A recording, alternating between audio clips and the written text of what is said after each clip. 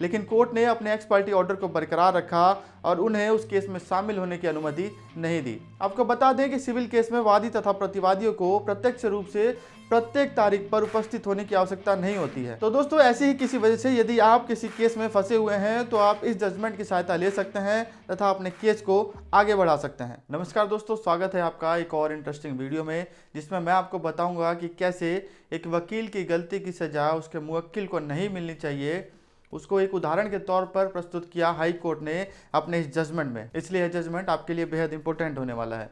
तो चलिए शुरू करते हैं।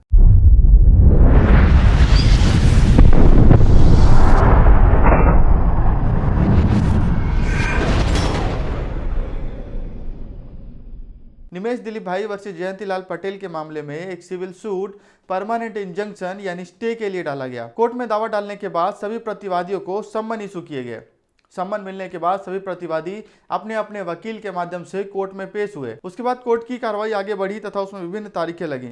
लेकिन एक बार प्रेजेंट होने के बाद अगली तारीखों पर प्रतिवादी नंबर 3 व 4 की तरफ से कोई भी पेश नहीं हुआ, बशर्ते कोर्ट ने प्रतिवादी नंबर 3 और 4 को एक्स पार्टी करते हुए कोर्ट की कार्रवाई को आगे बढ़ा दिया, जिसकी जानकारी प्रतिवादी नंबर 3 और 4 को नहीं मिली। एक्स पार्टी किए गए प्रतिवादियों को पता तब चला जब वादी की गवाहियां शुरू हो गई और पता चलते ही उन प्रतिवादियों ने दूसरे वकील के माध्यम से कोर्ट में पेश हुए तथा अपना जवाब दावा यानी रिटर्न स्टेटमेंट देने का प्रयास किया। लेकिन कोर्ट ने अपने एक्स पार्टी ऑर्डर को बरकरार रखा और उन्हें उस केस में शामिल होने की अनुमति नहीं दी। कोर्ट द्वारा ऐसा करना इसलिए भी था क्योंकि प्रतिवादी 3330 दिन के बाद कोर्ट में पेश हुए थे, जो कि काफी लंबी अवधि है। इसके बाद प्रतिवादियों ने हाई कोर्ट का रुख किया और अपनी देरी का कारण हाई कोर्ट को बताते हुए उनसे केस में शामिल होने की अनुमति मांगी तथा उन्होंने हाई कोर्ट से यह भी अनुरोध किया कि उन्हें केस में शामिल होने का एक मौका दिया जाए ताकि वो अपना रिटर्न स्टेटमेंट फाइल कर सकें। उन्होंने हाई कोर्ट को यह भी बताया कि वकील की लापरवाही की वजह से वो कोर्ट में पेश नहीं हो सके, जिसकी वजह से उन्हें एक्स पार्टी कर दिया गया। आपको बता दें कि सिविल केस में वादी तथा प्रतिवादियों को प्रत्यक्ष रूप से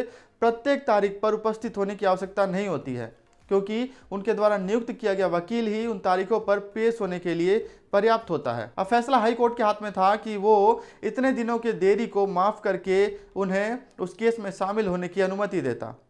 हाई कोर्ट ने इस मामले को समझा और उसने पाया कि वकील की गलती की वजह से उसके मुवक्किल को सजा नहीं मिलना चाहिए, और यदि याचिकाकर्ता को ट्रायल कोर्ट में अपना जवाब दावा पेश करने की अनुमति नहीं दी गई तो यह उसके साथ अन्याय होगा। इसलिए कोर्ट ने 3330 दिन के डिले को भी माफ कर दिया तथा याचिकाकर्ता को अनुमति प्रदान की कि वह अपना जवाब दावा ट्रायल कोर्ट में पेश कर सके।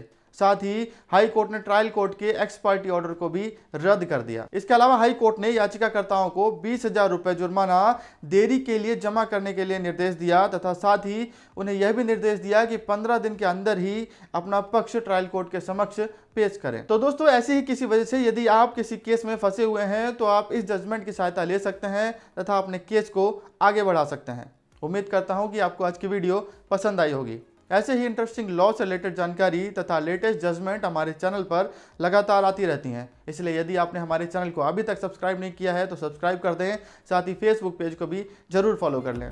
मिलते हैं अगले वीडियो में, तब तक के लिए जय हिंद।